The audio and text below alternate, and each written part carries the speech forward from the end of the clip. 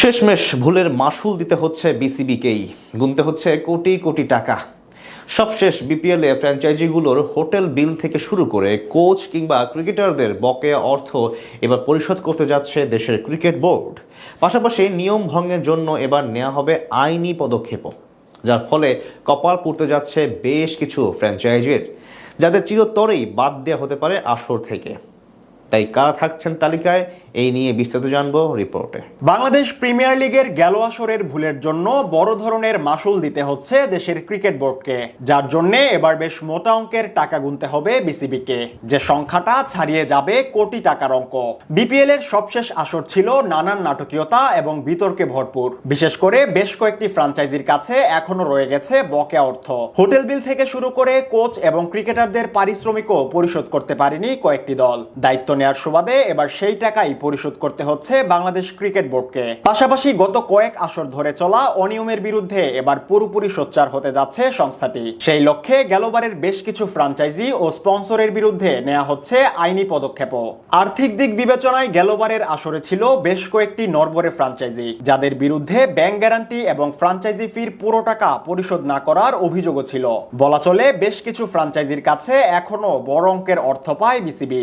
সেই বকেয়া অর্থ পরিশোধ নিয়ে তালবাহানা চলেছে দীর্ঘ সময় ধরেই। সময় পার হয়ে গেলেও বকেয়া না পেয়ে এবার আইনি প্রক্রিয়া শুরুর চূড়ান্ত সিদ্ধান্ত নিয়েছে বিসিবি। এছাড়া শুধু সবশেষ আসরই নয়, বিগত কয়েক আসরে বেশ কিছু দল এবং স্পন্সর প্রতিষ্ঠানের বিরুদ্ধে রয়েছে অর্থ বকেয়ার অভিযোগ। এবার তাদেরও তালিকা তৈরি করেছে বিসিবি। দ্রুতই তাদের বিপক্ষে আইনি লড়াই শুরু করা হবে। গেল দিনের বোর্ড মিটিং শেষে এমনটাই জানিয়েছে বিসিবির মিডিয়া কমিটির চেয়ারম্যান ইফতেখার রহমান মিঠু। ফলে এবার কপাল পুড়তে পারে বেশ কিছু ফ্র্যাঞ্চাইজির, যে তালিকায় সবার প্রথমেই আছে দুর্বার রাজশাহীর নাম। কেননা গেলবার সবচেয়ে বেশি বিতর্কের জন্ম দিয়েছিল এই দলটি।